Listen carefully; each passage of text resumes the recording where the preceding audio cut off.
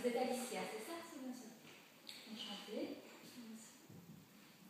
Donc vous êtes bien à l'heure, on avait bien pris rendez-vous ici, c'est bien d'être venu. Je veux savoir qu'est-ce qui vous amène ici? En fait, comme je voulais un petit peu expliquer, en ce moment, il n'y a vraiment plus rien qui va dans ma vie. J'ai perdu mon emploi il y a un mois et depuis, je n'ai plus envie de rien. Je suis chez moi, cloîtrée, j'ai plus envie de bouger. Vous éprouvez du plaisir pour plus rien du tout? Non, j'ai vraiment plus rien qui me donne du plaisir. Même regarder la télé?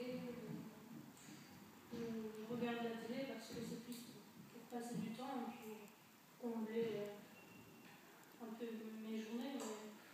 Il y a qui chez vous? Vous avez un mari, un compagnon, des enfants? Non, en fait, j'ai 2 enfants, mais j'ai divorcé il y a 2 ans. Donc, jusqu'à il y a très peu de temps, mes enfants vivent encore avec moi.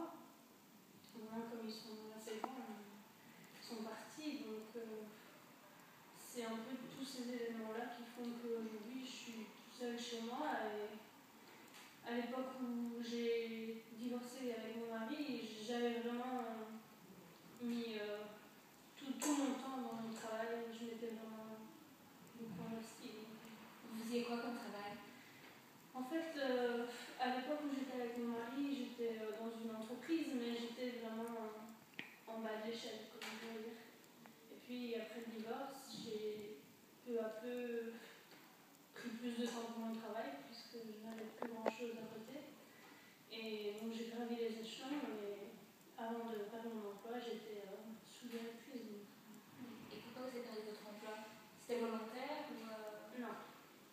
En fait, mon patron m'a dit que voilà, j'étais plus la même et je n'arrivais plus à gérer les choses, le travail, je faisais des erreurs, des choses comme ça. Donc il m'a dit que c'était pas possible de me garder et puis il m'a licencié. Et pourquoi directement un licenciement et pas un congé provisoire? D'après lui, j'étais vraiment... J'étais pas dangereuse, mais pour la société, je représentais une perte.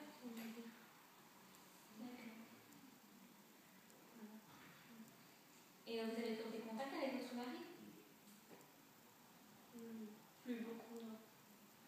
Ça a vraiment été un divorce difficile. Et pourquoi vous avez divorcé? Mon mari trouvait que j'étais beaucoup trop sur son dos. C'est vrai, je suis un peu quelqu'un qui surveille, qui est fort dépendante, donc je l'ai peut-être un peu étouffée. Et de ce divorce, vous avez su passer au-delà ou ça vous fait encore du mal? Non, justement, je vis encore aujourd'hui vraiment très mal. Et tout ce qui me restait, c'était mon travail. J'avais vraiment pris je m'étais vraiment très fortement engagée pour pas oublier, mais combler ce problème-là. Et vos enfants, comment ont-ils vécu le divorce?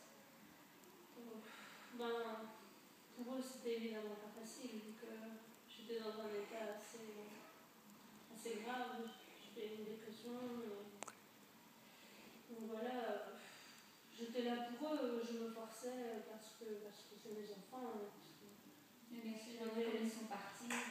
Voilà, maintenant ils sont grands, ils font peu à peu leur vie, et puis du coup. Et vous les voyez encore souvent? Ils viennent souvent chez vous? Oui, ils viennent, mais c'est pas comparable. Quand on a ses enfants à la maison, du jour au lendemain, tout part. Donc eux, ils sont partis, et puis je fais mon travail. Donc c'est vraiment ces 2 épisodes-là qui m'ont été dus à la suite. D'accord. Et quand vos enfants viennent, ça vous êtes quand même contente ou même ça n'a plus de sens pour vous?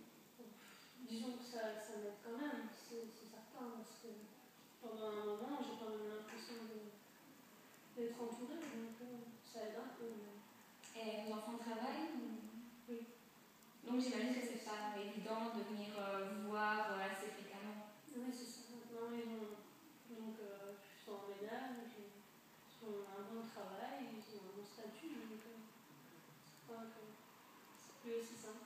Et vous vous téléphonez parfois? Moi, je leur téléphone. Parce que justement, si c'est quand même un truc qui vous fait vous sentir bien, peut-être augmenter les coûts téléphoniques, si ça peut vous redonner un petit peu goût à la vie. Le problème, c'est que déjà, comme mon mari me l'avait reproché, je suis peut-être un peu envahissante, c'est normal. Donc j'essaye un peu de réfréner l'envie que j'ai de leur téléphoner tout le temps pour savoir comment ils vont, mais j'essaye de canaliser ça. Bien sûr, j'en ai très envie tout le temps, mais... D'accord. Et vous n'avez pas d'amis ou une cousine, une soeur avec qui vous pourrez aussi de temps en temps sortir? Au niveau de ma famille, je suis enfant unique, donc voilà, j'ai perdu ma mère il y a très longtemps. Mon père, j'ai un peu perdu de vue aussi, donc au niveau de la famille proche, j'ai plus vraiment de contact. D'accord. Et les amis, ça se perd quand même. Oui, bien sûr. Et des anciens collègues de travail Non, le fait que j'ai été licenciée, les gens n'ont pas pris de nouvelles, savoir comment j'allais, ce qui m'est arrivé. Et vous envisagez la possibilité de retourner travailler plus tard? Pas dans cette entreprise évidemment, mais dans une autre entreprise Je voudrais, mais c'est vrai que la perte de mon travail, ça a été une étape difficile. Donc j'ai beaucoup de difficultés à croire encore en moi. Je me dis qu'après tout, aller voir un patron pour me faire embaucher, ne consomme pas de moi. Oui, donc je vous propose peut-être que vous pourrez travailler là-dessus, si c'est vraiment votre problème, faire face à ce premier licenciement et après peut-être pouvoir reprendre la possibilité de trouver un emploi ailleurs. Oui, ça m'aimerait. Parce que c'est vrai que du coup j'ai perdu toute confiance en moi et aujourd'hui je ne me vois pas me présenter devant quelqu'un. Mais non, il faut d'abord faire face à ça.